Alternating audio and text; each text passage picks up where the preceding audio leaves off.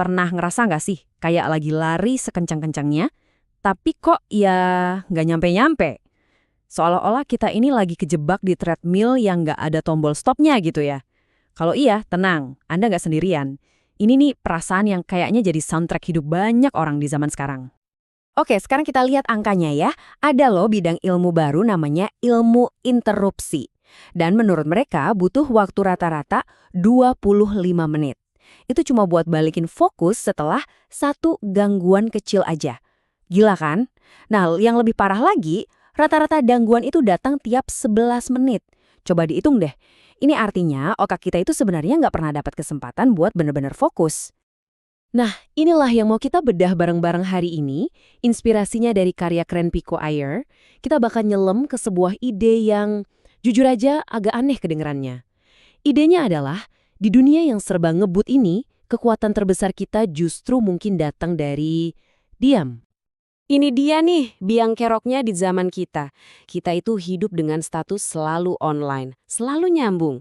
Dihujani informasi, email, notifikasi, non-stop. Kita selalu on, tapi ironisnya, rasanya malah jadi ketinggalan terus.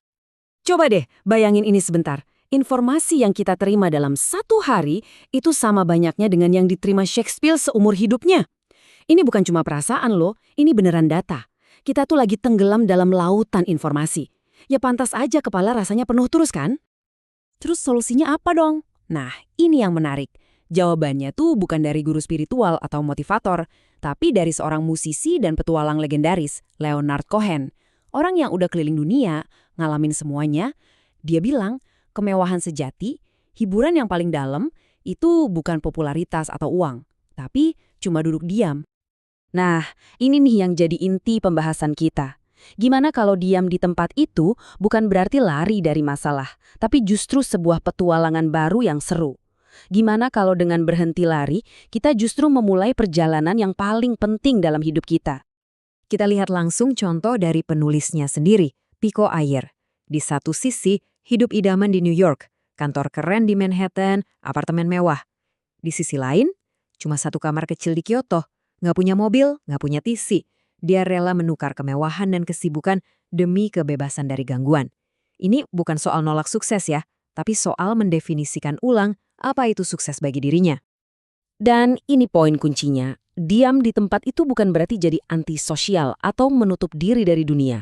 Justru kebalikannya, ini soal mundur selangkah biar bisa lihat gambaran besarnya.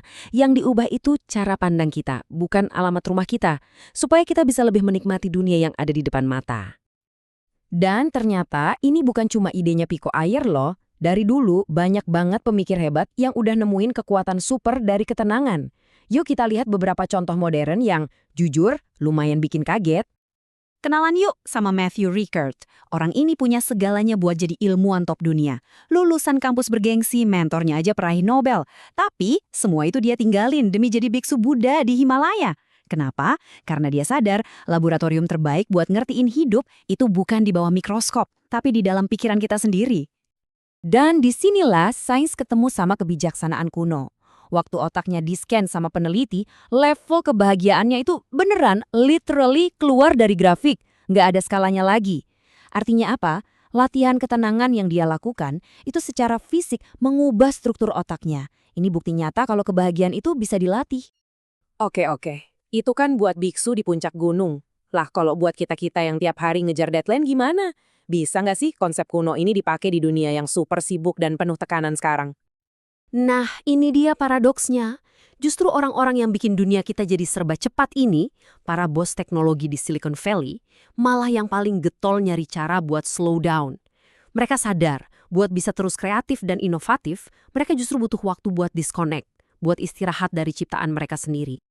Dan ini bukan cuma soal biar adem ya, ini soal bisnis, soal hasil nyata. Lihat aja angkanya. Kemampuan mendengarkan naik hampir 90%. Pengambilan keputusan jadi 80% lebih baik. Stres karyawan turun sepertiganya. Jadi, ketenangan itu beneran menghasilkan cuan. Tapi mungkin contoh yang paling dahsyat itu yang ini. Ini udah bukan lagi soal produktivitas kerja, tapi soal hidup dan mati.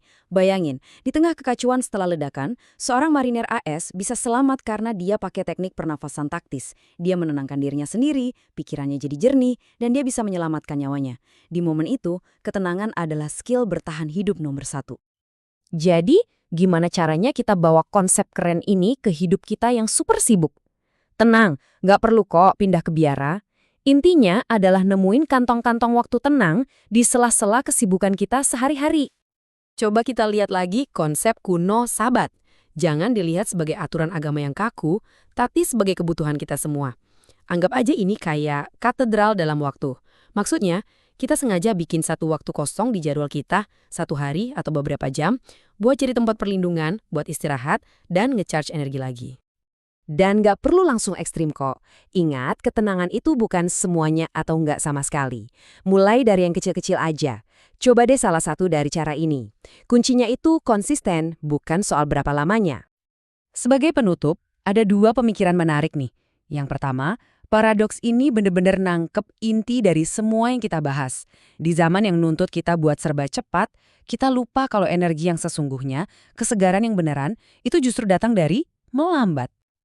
Dan yang kedua, ini dia, kemewahan sejati di zaman sekarang. Lupakan deh jam tangan mahal atau mobil kencang. Di dunia yang rebutan perhatian kita, bisa memberikan perhatian penuh, entah itu ke orang lain, ke pekerjaan, atau ke momen saat ini, itulah kekayaan yang paling mahal dan paling berharga. Jadi, saya mau tinggalin Anda dengan satu pertanyaan. Ketenangan itu bukan tujuan akhir, tapi sebuah tempat di dalam diri kita. Mungkin tempat itu ada di bangku taman, di 5 menit pertama setelah bangun tidur, atau pas lagi jalan kaki santai. Pertanyaannya bukan apakah Anda punya waktu, tapi apakah Anda mau meluangkan waktu.